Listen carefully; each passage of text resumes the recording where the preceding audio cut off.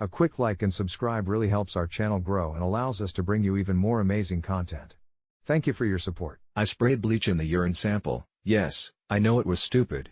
But you have to understand the panic that gripped me that day. I'd always been a heavy drinker, and when I found out I was being tested for drugs at work, my heart plummeted into a pit of despair. The night before I had lived it up, drowning my sorrows in cheap vodka, and I was sure my blood would test positive for something, anything, that would get me fired. And that was the last thing I could afford. After my last eviction notice, my life had become a carousel of fleeting friendships and empty pockets, a cycle I was desperate to escape. But this damn test loomed like a noose around my neck. I'd heard of people using vinegar or baking soda to mask substances, but in my mind, those methods felt too desperate, too obvious, and my emotional state in that dingy, fluorescent-lit bathroom transformed my thoughts into a panicked haze, my fingers trembling against the cup of urine I had just produced, anxiety clawing at my insides, so I reached for the bottle of bleach, hot adrenaline making my heart race even faster as I imagined the chemical vapor swirling like a malevolent spirit around my head, crawled into my throat as I choked out a nervous laugh because really, I thought, when you break down to this level of insanity, what's the point of worrying about adding one more disaster to the pile?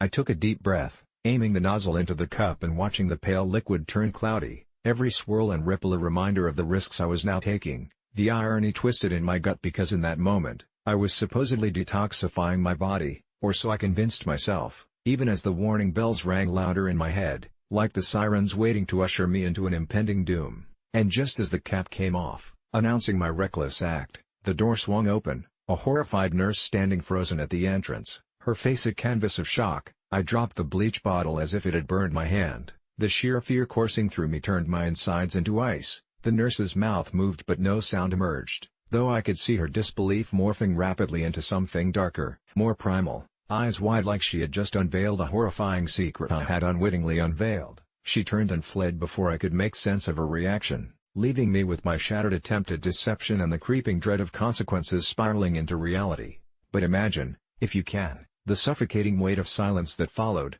the empty bathroom suddenly feeling like the execution chamber, dread creeping steadily up my spine as all I could think about was that if they called the cops or some health department, I'd be on the list of criminal mischief. I stumbled back toward the door, bare feet slapping against the cold waxy floor, panic boiling over, heart pounding. When I peeked out into the hallway, the reality registered like a dull thud in my chest. People rushed past, murmurs of confusion and disorder buzzing through the sterile halls, and yet my world shrank down in a solar eclipse, blackened and isolating. And then, teeny little fragments of sounds became whispers, nurse gossiping about the crazy guy and a police presence nearby. My breath quickened as I backed away, trapping myself in that small space with my shame crushing down, amazed I had turned a simple drug test into an unsolved mystery, all of this because I wanted to escape the truth of who I was. Just then, that fear morphed into a peculiar realization. The walls echoed, taunting. I swore I could hear the faintest of murmurs, voices rising and melting into one another, hinting at some strange electric buzz I couldn't put my finger on. Suddenly, the crushing realization hit. Bleach doesn't just mask toxins, it transforms them, mixes them into something unrecognizable, something that could unravel me in ways I hadn't even begun to fathom. I could feel it, something unfurling, creeping through the air, and it hit me then, the nurse's expression not just shock but an acknowledgement of a greater sin. Had I unleashed something worse than failing a drug test? The insistence of footfalls outside drew closer, and in my head, a dozen scenarios spiraled, suffocating except for one common thread. People talking, voices rising in a crescendo punctuated by sirens, swirling in your ears until you don't know which sound belongs to reality. My blood turned to ice as I braced myself to confront whatever awaited me beyond the door. The strong urge to bolt flared up but instead left me paralyzed, convinced something relic, a face from my past or a specter I might not recognize anymore, would meet me as the door opened. But what confronted me was worse than I could have imagined. The police were there, and my world collapsed as the shadows they cast stretched and twisted, warping against reality itself. Because what I thought was me being caught for my misguided attempts at subterfuge slowly slumped into something inexplicable as they turned their questioning to the other occupants of the clinic. In a matter of minutes, the lives I had led and the troubles I had stirred shifted into this swirling vortex of chaos as my heart raced, unmoving, paralyzed in fear, and as the nurse finally emerged with her trove of evidence, the urine sample, the corrupted concoction, I stood frozen against their desperate pleas for clarity, a sense of belonging lost, awareness fading with each second bearing down around my neck like an iron collar, restricting my breath until the world went black. I'll never forget the night everything changed, how something so ordinary transformed into something haunted by a darkness I never saw coming. It all started when my friend with benefits, Jess, invited me over to her place after a long week of classes and work, and obviously, I was eager to unwind, to lose myself momentarily in the comfort of our arrangement that was free of strings but filled with heat and laughter. We settled onto her couch, the air thick with tension as we exchanged playful banter, and I thought about how well I knew her, the way her hair cascaded down her back, the mischievous glint in her eyes, the way she made my skin prick with anticipation. When she suggested we take it to the bedroom, I could hardly contain my excitement. However, in the back of my mind that night, I felt something strange. The house was uncharacteristically quiet, too quiet, as if the walls were listening, holding their breath. Our usual routine quickly escalated, and the thrill of the moment took over as we lost ourselves in a whirlwind of passion, the world around us fading until it was just us, breathing hard under the dim glow of her bedside lamp. In a moment of pure adrenaline, as I leaned forward, my hand braced awkwardly against the edge of the bed, the weight of my body shifted unexpectedly, and I heard a snapping sound, a sharp, sickening crack, that echoed like a low thunderclap within the confines of that intimate space. Pain exploded through my arm, the kind of agony that makes you question every decision that led to that moment, and through the haze of shock, I glanced down to see my forearm at an unnatural angle, the skin stretched tight against the bone, and I felt a wave of dizziness wash over me as I processed what just happened, while Jess gasped in horror, her playful demeanor dissolving into panic. She rushed to my side, her hands trembling against my skin as I struggled to breathe, each gasp turning into a low whimper as I fought against the pain coursing through me, and when I looked up at her, her face was pale, eyes wide with a mix of concern and disbelief, and all I could think was how this wasn't how nights like this were supposed to go, how intimacy at its rawest turned into this twisted nightmare. The sound of sirens pierced the air minutes later as Jess called for help, her voice shaking as she tried to keep it together while my world faded in and out, the edges of my vision darkening with every passing moment. They took me to the hospital, and there I lay, alone in a sterile room, wincing as they carefully aligned my broken arm, the dull throb contrasting sharply with the chaos of my racing heart. Hours later, when I was discharged, I could only think about how Jess must have been affected by all of this, how something so innocent and intimate could suddenly carry with it an unshakable weight. I returned home, my arm hanging limply in a makeshift sling, but the real torment came in the days that followed. I couldn't shake the feeling that something was off, that in the midst of my pain, I'd somehow summoned a darkness that lurked just out of sight, waiting for the right moment to creep in. Jess texted me later that week, concerned about how I was holding up, but I could hear the hesitance in her words, as if our connection had fractured alongside my arm, and the nights dragged on, filled with nightmares of shadows dancing at the edge of my perception. On one particularly restless night, I found myself pacing my living room, the broken silence pressing in on me, a feeling that something was standing just behind me, lurking in the half-light. My phone buzzed, and it was Jess again, this time asking if we could talk, her voice trembling with an urgency that sent my heart racing. I sensed a change in her tone, a gravity that pulled my stomach tight as she begged me to meet her. When I arrived at her place the next day, I found the front door slightly ajar, panic unfurling in my chest as I entered. The house felt cold, a stark contrast to the warm bubble we had created before. And as I called out her name, an unsettling silence answered, wrapping around me like an unwelcome embrace. I ventured deeper into the house and into her bedroom, where the familiar scent of her perfume danced in the air. On the walls hung pictures of us, smiles frozen in time, but something about the images felt distorted, sinister. The shadows behind us were darker than I remembered, and something within me whispered that those moments we had shared had morphed into something altogether different. I turned to leave, but the door slammed shut behind me with a force that felt otherworldly, and fear clawed at my throat as I fumbled for the handle, desperately pulling, but it wouldn't budge. That's when I noticed a figure in the corner, someone standing in the murkiness with a silhouette too skewed to truly make out. My heart raced as I stumbled back, breath coming in shallow gasps, and the figure stepped forward, a tall, gaunt creature with Jess's face but vacant eyes, utterly devoid of warmth and familiarity. A reflection of the dark energy that had seeped into our lives since that fateful night. "You shouldn't have come here," it rasped, the sound twisting in my ears like a knife, and before I could comprehend it, the thing lunged at me, a whirlwind of shadows and despair. I barely managed to dodge as it tackled the space where I'd stood, crashing into the wall with a violent thud, and I bolted toward the door, adrenaline surging through me, the panic of never escaping this torment twisting my gut tighter. The handle finally yielded to my desperate grabbing, and I flung myself into the hallway, gasping for air, but all I could think was how every laugh we'd shared morphed into premonitions of something terrible, how every passionate moment had left an imprint too deep to wash away, as the memories of our best times now haunted me like a relentless specter. I never saw Jess again after that night.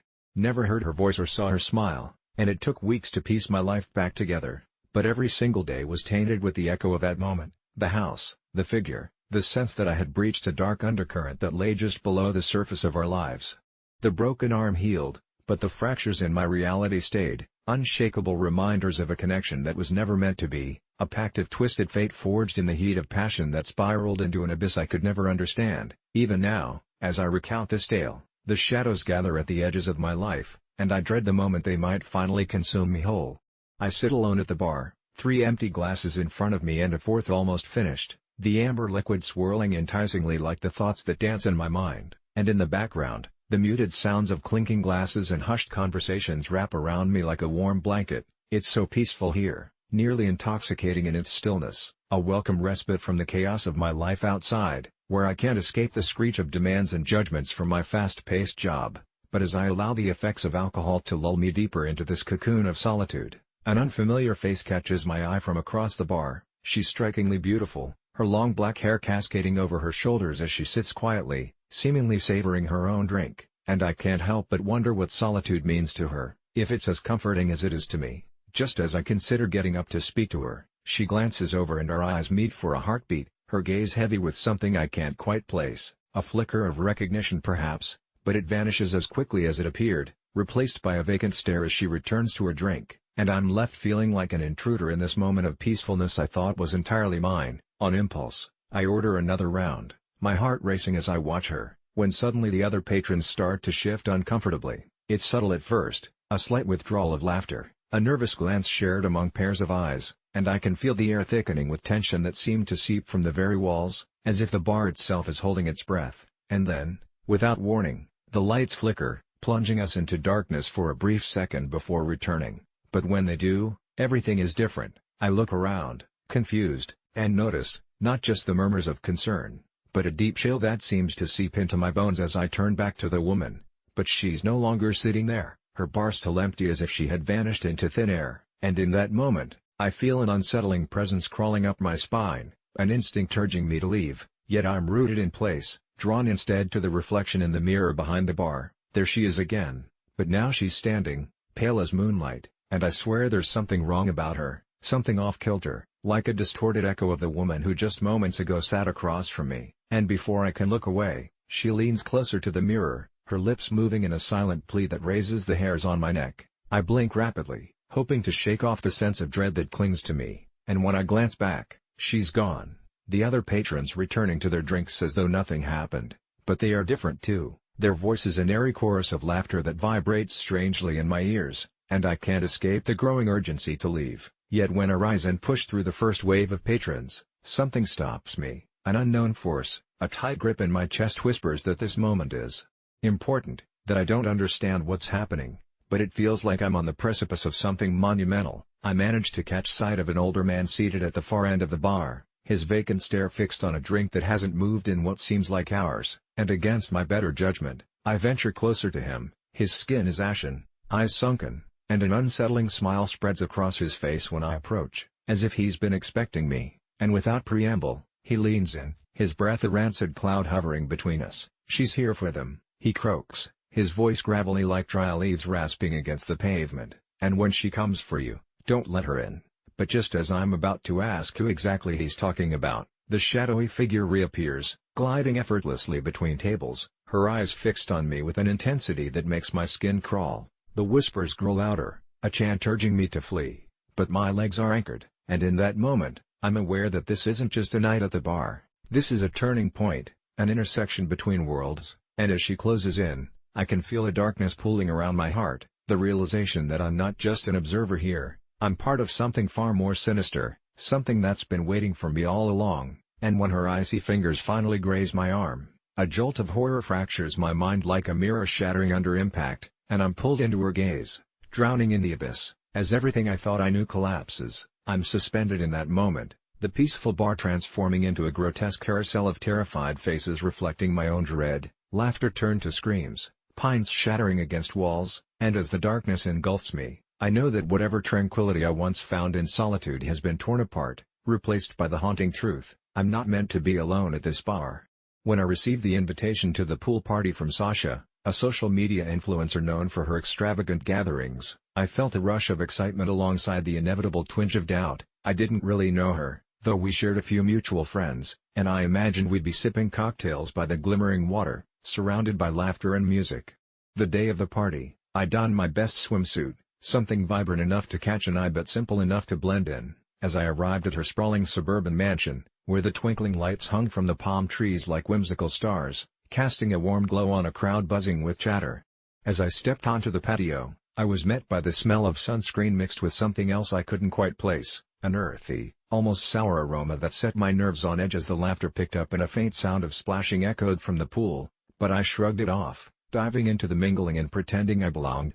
About an hour in, my stomach twisted in a sudden wave of nausea. I thought maybe it was the shrimp cocktail I'd indulged in a bit too eagerly, so I excused myself to the bathroom, desperately hoping to alleviate the discomfort.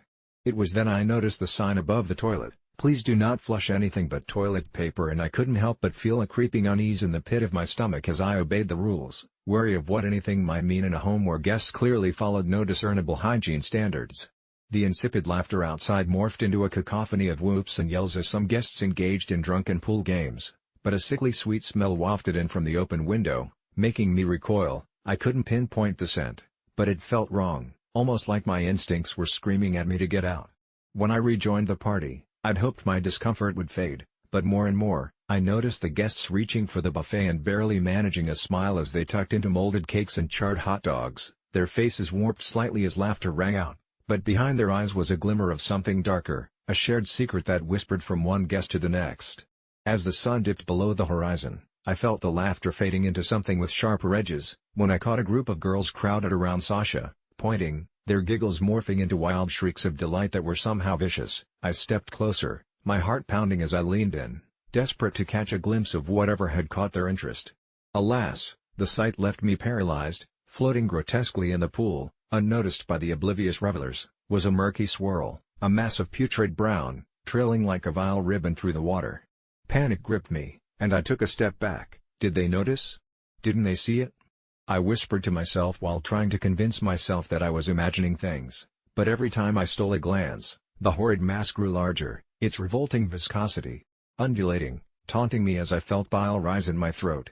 Suddenly, as if commanded by an unseen force, a few partygoers lured Sasha into the pool, and as they splashed about, their laughter turned into wild shrieks as the surface of the water erupted. The mass began to break apart, horrifyingly, and without any warning, a soft cloud of odor billowed up, wrapping around those careless partygoers, forcing them to stop in their tracks.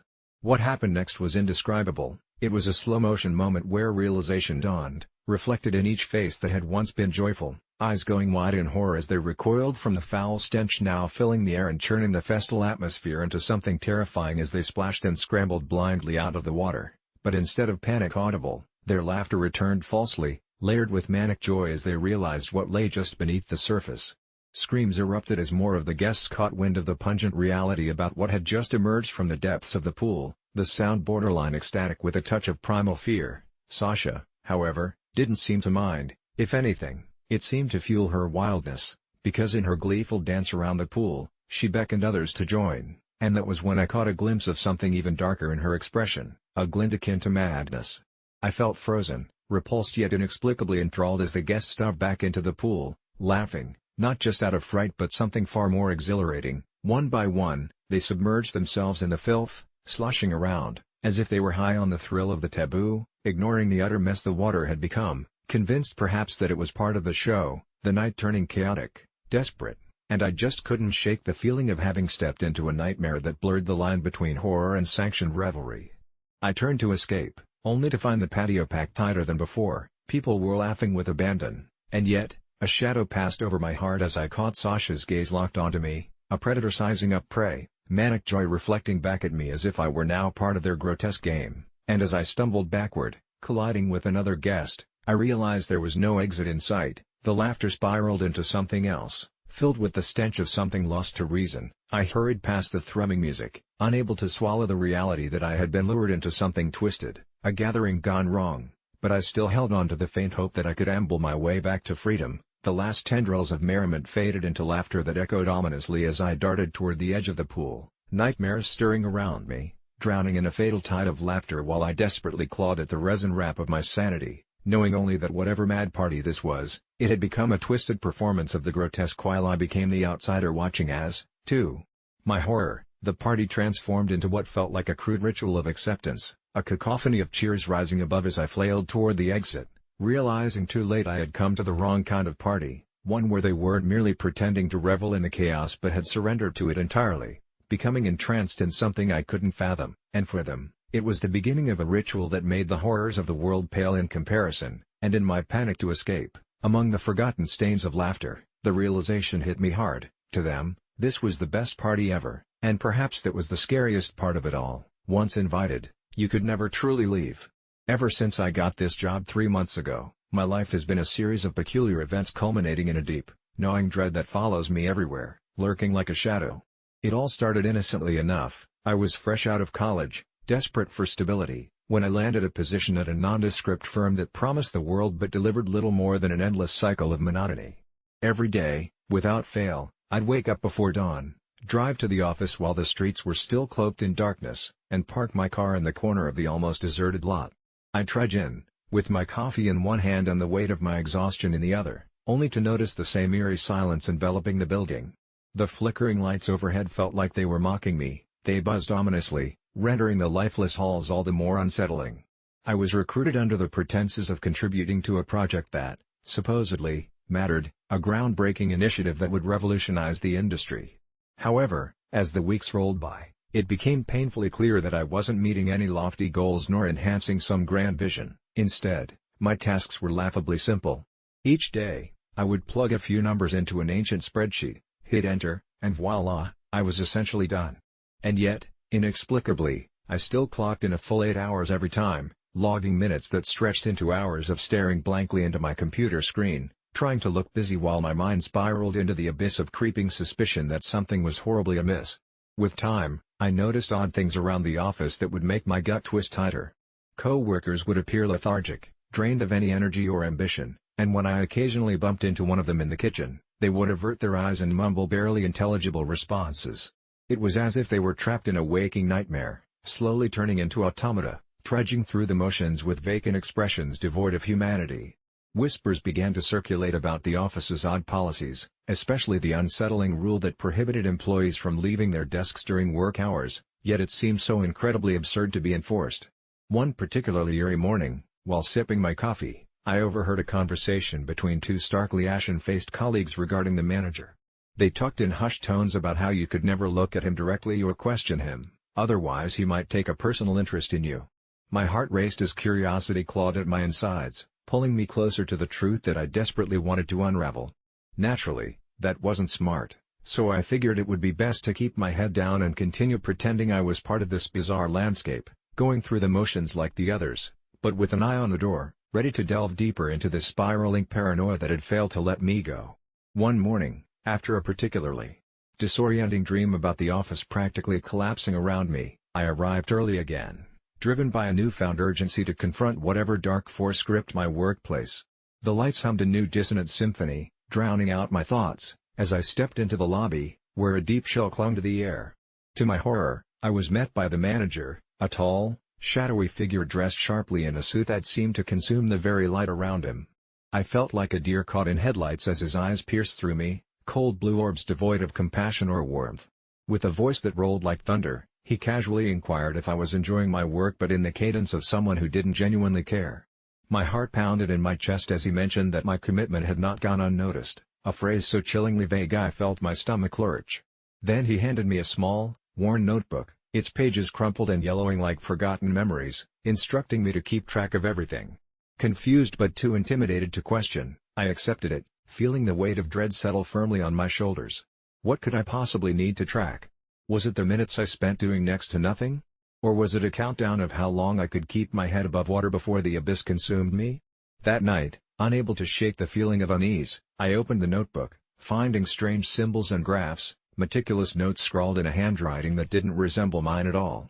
The more I delved into its pages, the more horrified I became. Numbers off the charts, scrambled letters, and something that looked distinctly like a list of names, my coworkers, their tasks, completion dates marked in dark ink. But what struck me hardest were the notes next to their names.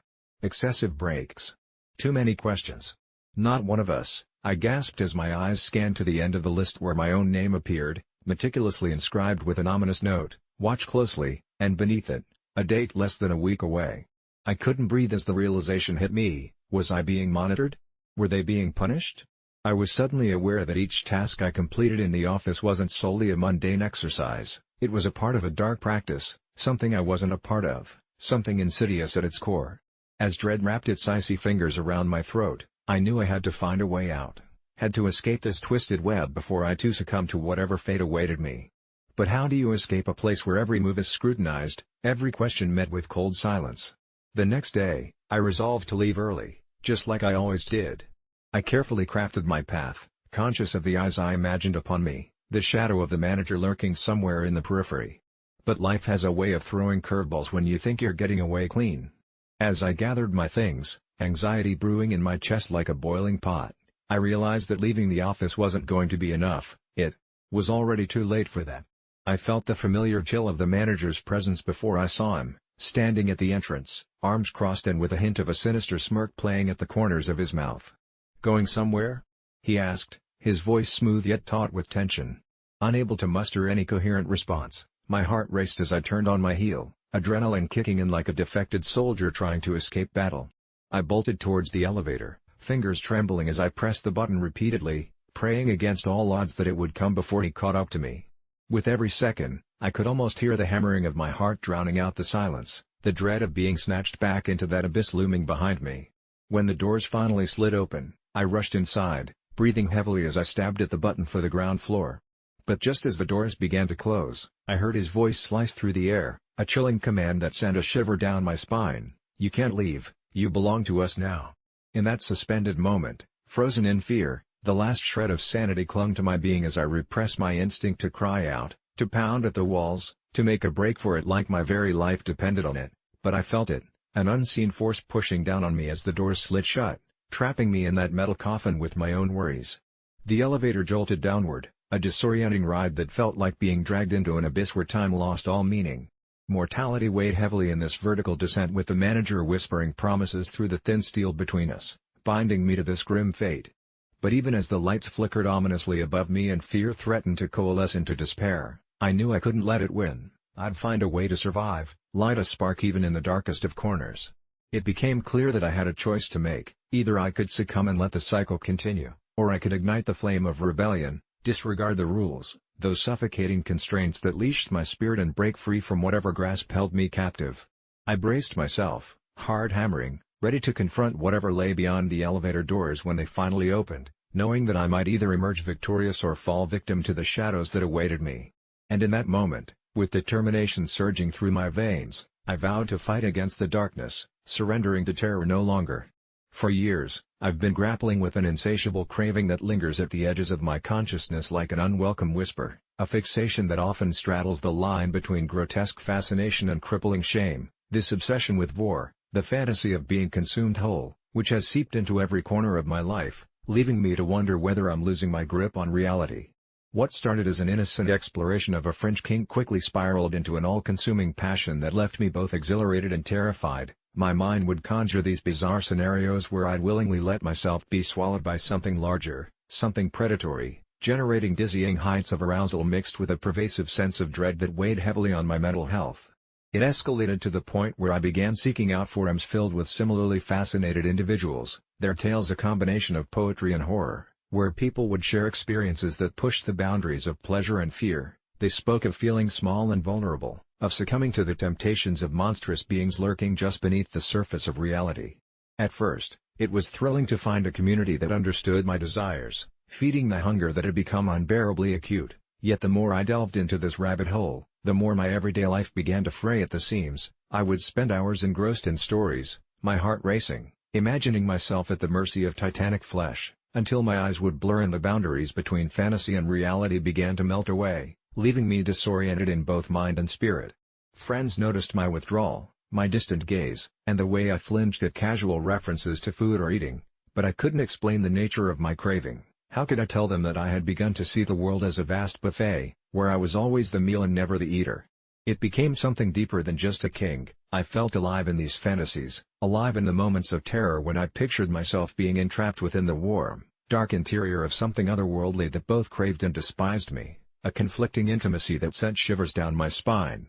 The weight of it all began seeping into my dreams, though, soiled by my darkest thoughts, dreams where shadows would loom over me whispering promises of eternal security found in surrendering oneself entirely, as a cloak of liquid oblivion descended around me and made the world outside impossible to grasp. Waking up drenched in sweat and gasping for air, I'd stare into the cold, indifferent night and wonder if this desire would eventually cost me everything, leaving me not just drained, but hollowed out, a shell without purpose. Ironically, I was surrounded by physical reminders of life, the buzzing city streets, the laughter of friends over drinks I barely touched, but all I could see was the tantalizing void, a chasm of hunger that seemed to grow insatiably wider. With each passing day, gnawing away at my sanity, eating me from the inside out, as I found myself lured into degrading encounters with strangers who barely scraped the surface of intimacy yet promised to fulfill that perverse craving in twisted, fleeting moments. I downplayed my spiraling mental state, convinced that indulging in these fantasies might quiet the insistent yearning, hoping that somehow I could turn the overwhelming sensation into something manageable, instead fanning the flames of obsession so that they burned hotter, creating a powerful concoction of anxiety and desire. And then, during one particularly fevered night mired in self-loathing and desperate lust, I found myself lurking in a chatroom designed for those of us entranced by the concept of being devoured. It was a toxic whirlpool of dreams that threatened to pull me under completely, and while navigating the messages scrolling endlessly down my screen, I came across a post that chilled my very core. A user shared a live show that would take place deep within the internet's recesses, promising a real-time experience of true consumption, something that transcended mere fantasy, and for a moment, my heart raced in horrified anticipation. I told myself I wouldn't go, that I had crossed enough boundaries already, yet the siren call of my twisted cravings drowned out all rational thought, and before I knew it, the cursor was hovering over the link that would take me into the unknown, a place where fantasy and reality intertwined in a way I never anticipated. The moment I clicked, a wave of unease washed over me, my heart pounding as I was sucked into a dilapidated video stream flickering in and out of focus like the very fabric of my sanity. The visuals were shocking, graphic in a way that made me nauseous yet entranced. Figures of disparate shapes and sizes writhed against one another, some depicted in excruciating ecstasy while being engulfed completely, and I felt my own pulse quicken. This was it, the intricate dance of desire and desperation that had haunted my days and nights.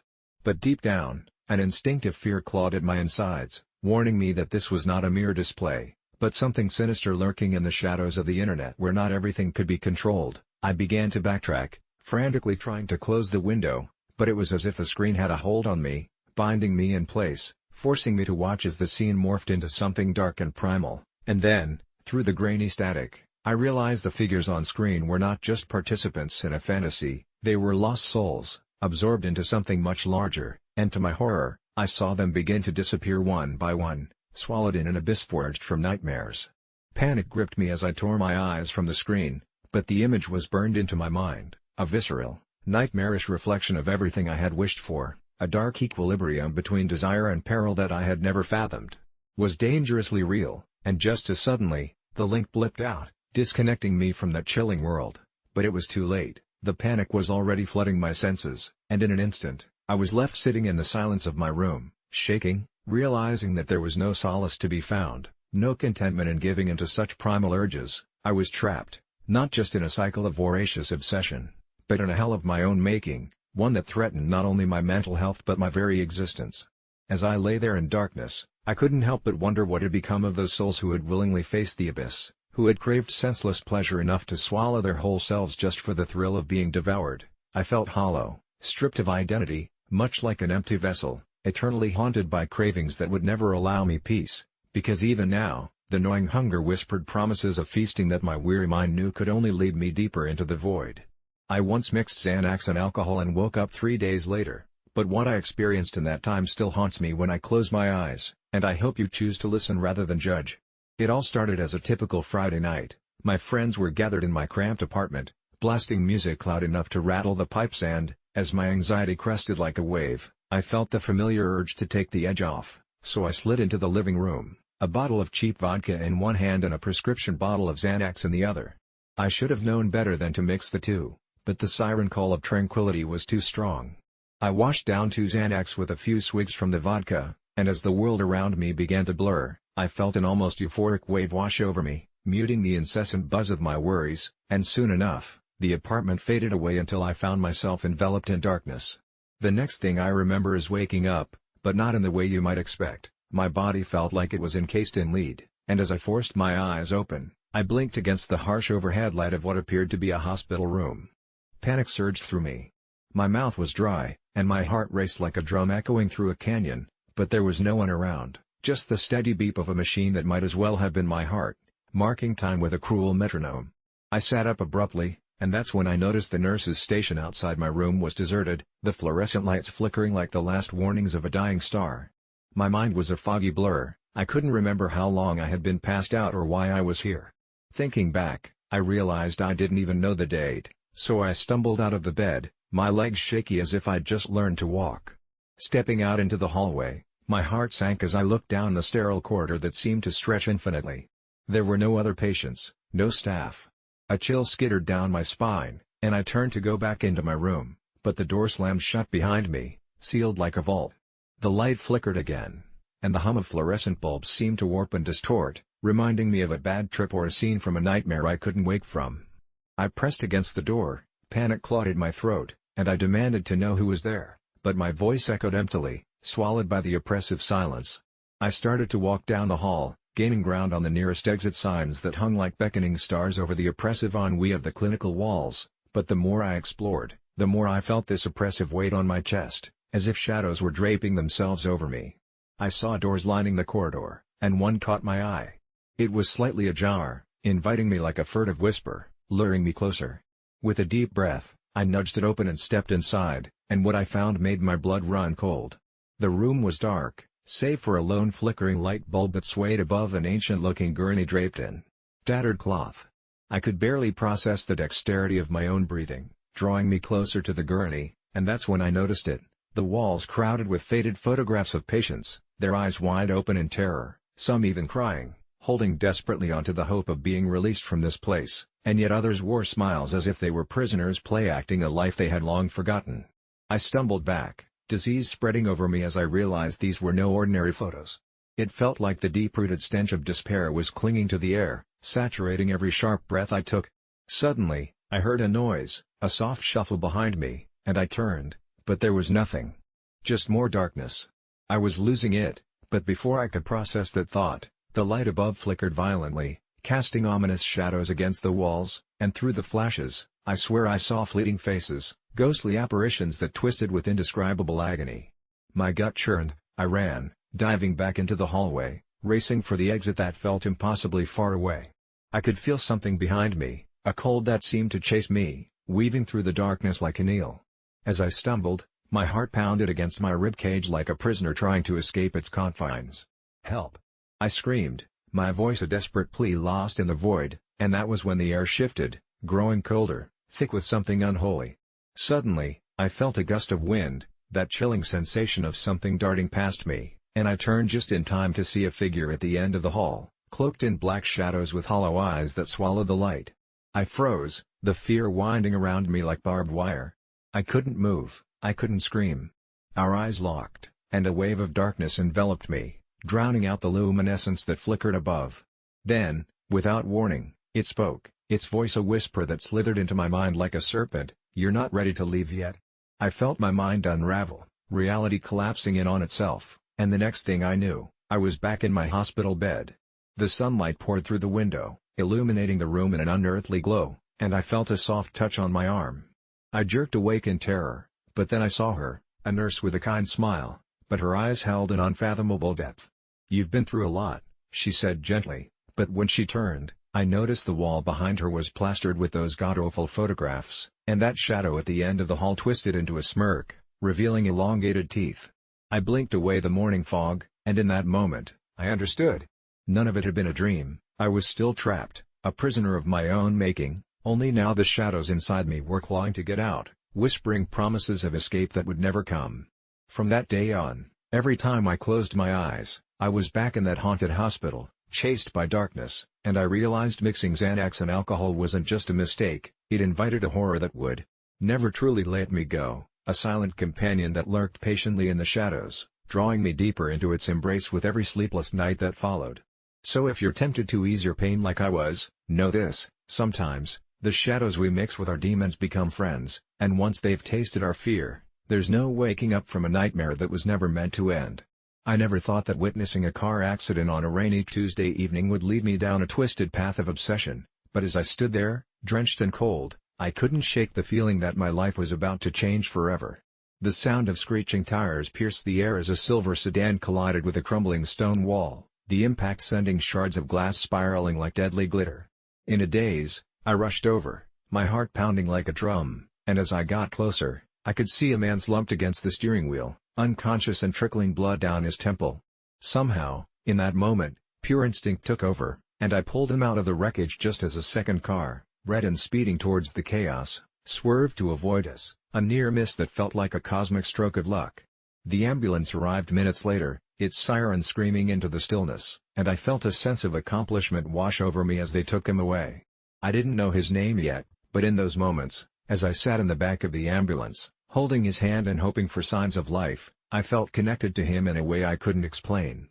Days passed, and I discovered he was named David, a typical guy in his 30s, a low-profile accountant whose life had been ripped apart by a reckless driver, a true tragedy, but the thrill of having saved him glued me to his story like a moth to a flame.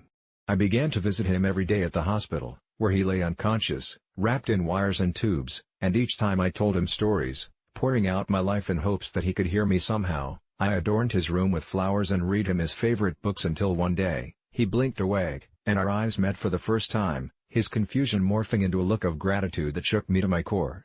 As he recovered, we began to bond, but something darker simmered beneath my admiration. I started to follow him, watching him issue apologies to friends and family, studying his awkwardness, his kindness, all the things I had grown to love about him from a distance, but eventually, I crossed the line in all the ways I never should have, so consumed by the narrative of his recovery that I began lying to get closer to him, sharing fabricated tales that portrayed me as a savior longing for friendship.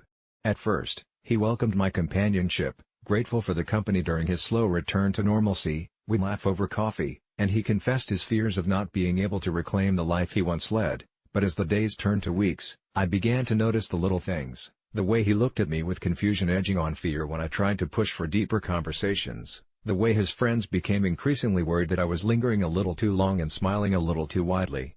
I couldn't bear the thought of losing him, so I did the only logical thing I could think of: I cut off their access, showing up uninvited at family outings and closely monitoring interactions, sabotaging connections that threatened our growing bond until he was dependent on me for moral support.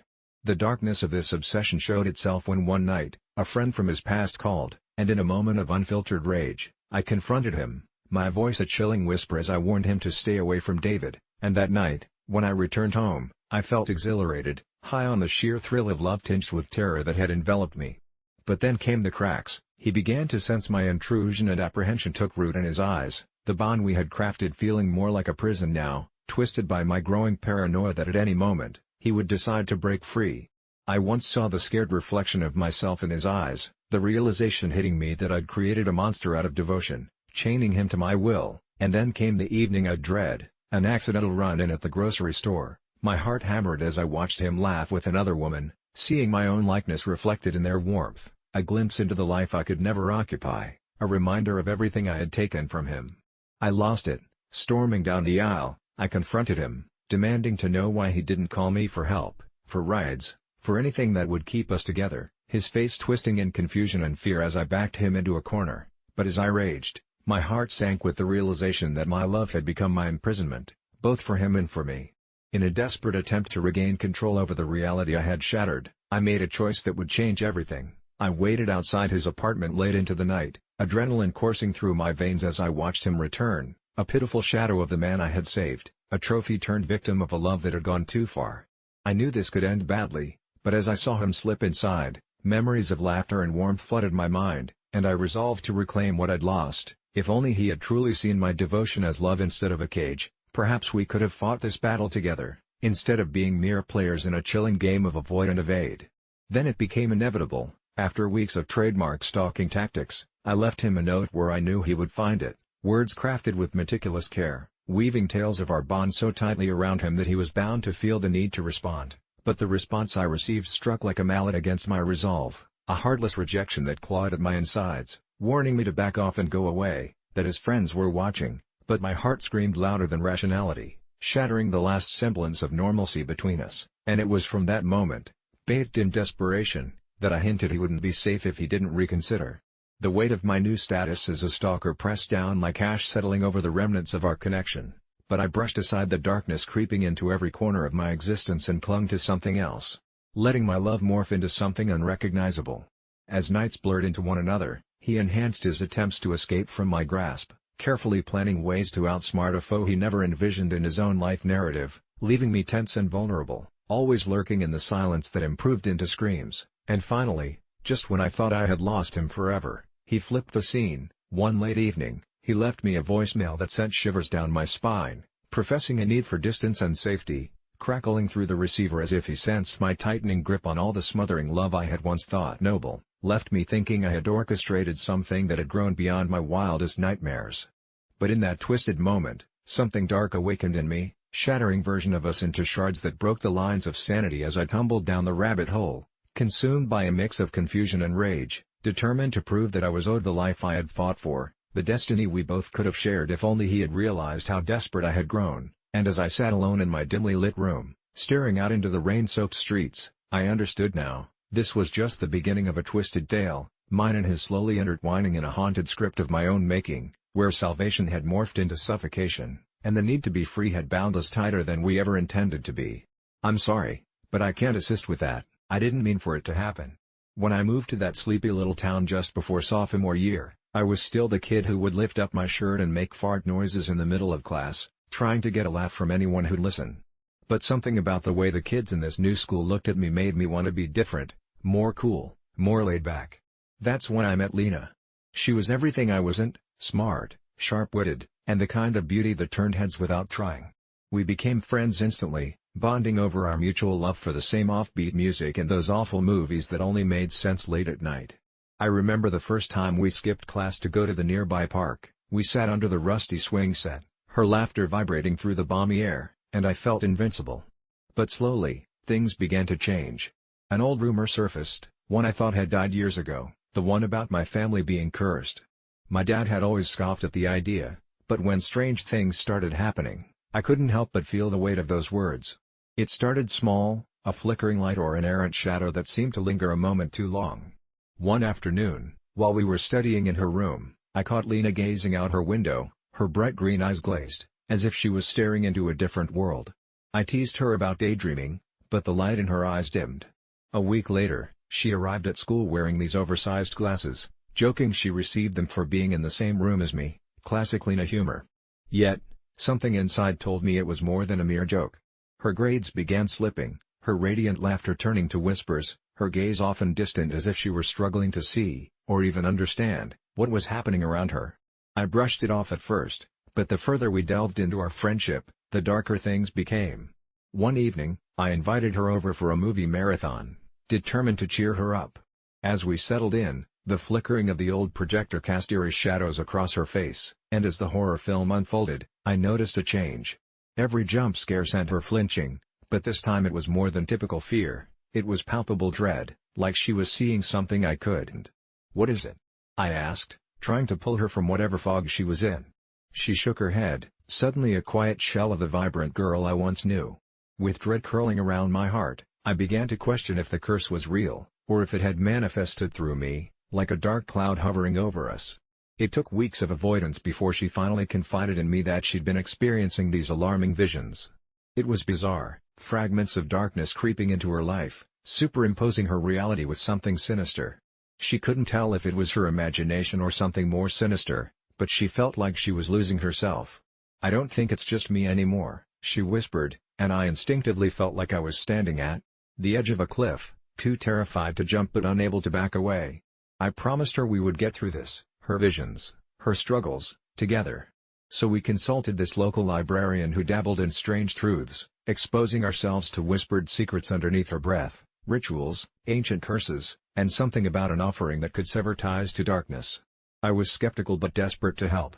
The more I tried to jam my head into these old pages, the more I felt immersed in Lena's pain. Hers became mine, and it seeped into my veins. We embarked on a project to break whatever held her captive, conducting half-baked rituals in the woods at night, convinced that we'd find answers in this fervent pursuit of cleansing her spirit. Each time we did, I noticed changes within myself, visions of my own, shadows that whispered and beckoned me closer to the abyss. It was as if I were trading pieces of my soul for hers, and with every encounter, I could see the toll it took on Lena. She wore her glasses like a shield, but the distance in her eyes grew sharper, like the world around her was warping just out of reach. One night after an especially restless ritual, we both stumbled home through a fog that felt like a living thing. That's when I noticed a dark figure standing at the edge of the woods, watching us. Lena froze, her breath hitching as our eyes met, yet it was as if she was somehow unable to see it. "Lena! Run!" I shouted, grabbing her hand and pulling her into motion, but the shadows clawed at us, blurring my vision. This was it, the breaking point. She squeezed my hand like a vice, urging me to stop as I slammed through the door of her home. The moment we stepped inside, we both collapsed, panting, our minds racing. But Lena's glasses slipped from her face, shattering into pieces, framing her beautiful features in fractures of glass, and I swear something shifted in the room. It was as if the shadows inside her were set loose, pouring from her like a black cloud, and I felt my heart drop as I watched her transformation, a girl flickering between realms, trapped between reality and the void. The next day, she wore new glasses. They were bigger, more pronounced, as if she were attempting to see into a world I could no longer touch. We lost touch entirely after that. I found myself haunted by the curse that was never mine to begin with, paralyzed by the guilt of watching her spiral as if I had written the script, each laugh now a reprimand whispered in my ear. As months turned into years, I'd hear snippets of her story, how she was forced into a world of corrective lenses, unable to escape the shadow she once outran.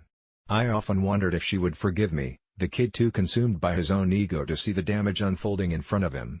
Maybe the real curse was love that turned into something monstrous, or perhaps it was simply the weight of knowing that I changed her life forever in a way that would echo relentlessly in the chambers of my memory. I still visit that park sometimes, wondering about the girl who wore oversized glasses, who now sees more than she should. The truth is, I caused a girl to have to get glasses for the rest of her life, but in reality, it's a much darker curse, and I fear one day, I might have to pay the price for it. I have been wearing duct tape bras instead of real ones all week, and now I find myself unable to take them off, not because I can't remove the sticky mess but because what lies beneath is something I can confront or even comprehend. It all started innocently enough. I was in a bind, preparing for a last-minute charity event and my usual supportive bras were all in the laundry, and in a fit of desperation, I stumbled onto an online DIY tutorial that promised a temporary fix with nothing but duct tape, and the result was surprisingly flattering. At first, I reveled in the feeling of my breasts being snugly lifted, the way they accentuated my figure. I felt empowered as I stepped into the spotlight. Little did I know that the night would be an invitation to a darkness I couldn't escape from. As I mingled with the crowd, I noticed a woman watching me from the corner of the room, tall and shadowy, her eyes glinting with an intensity that sent chills down my spine. I tried to shake her off, but it was as if the duct tape had bonded us in some way, a strange connection that wrapped around my veins tighter than anything that could be made of adhesive. She approached me, her voice a soft, eerie whisper that sent shivers through every inch of my body. "You look lovely," she said, and suddenly my confidence faded as her gaze drilled into my chest. I felt exposed, bare beneath the slick gloss of the tape, and when I glanced down, the mirror's reflection warped in a way that made me gasp. The tape had begun to pulsate, ghostly shadows lurking beneath it, moving as if it were alive. Trying to laugh it off, I excused myself to the bathroom, desperate to tear away the tape and banish whatever shadow had wormed its way into my mind. But as I peeled back the edges, an icy pain wound itself around my ribs, pulling at my skin, and a voice, deep and haunting, echoed through my mind, "You can't take us off, we need you." My heart raced, and fear gripped my throat as I caught glimpses of those shadows beneath the tape, writhing like snakes eager to break free. I stumbled back into the main hall, breathless and wide-eyed, but the woman stood there, a grin plastered on her face as if she knew all along. Over the next few days, as I continued to wear the tape, it became a sinister thing, a physical manifestation of something far darker. I started to hear whispers at night and saw shadows flit across my vision. Each time I caught sight of my reflection, it seemed to cry for help, the tape expanding and contracting as if it were breathing on its own, sucking the very essence out of me. I tried to explain to my friends, but they merely shrugged it off as a prank I was pulling on myself, and even my boyfriend was starting to look at me differently, his eyes filled with concern tinged with disbelief as he'd catch me peeling the edges of my DIY contraption at odd moments. "You need to stop these stupid games," he'd say, but the shadows whispered that he was in on it too, that everyone was part of the grand illusion, just waiting for me to succumb to the trap I had stumbled into. As the week dragged on, I began to lose grip on reality. I stopped going out, letting the tape entrap me in my own home as if it were a protective cocoon, all the while feeling it drain me, holding me hostage to some unseen force. One night, exhaustion washed over me, and I fell asleep drifting in and out of fevered dreams. Each time I woke up, the tape felt tighter, pulling me closer to whatever lay beneath. It was around 3 a.m. when I heard the whispers crescendo into a wild shriek, an unholy cacophony echoing off the walls.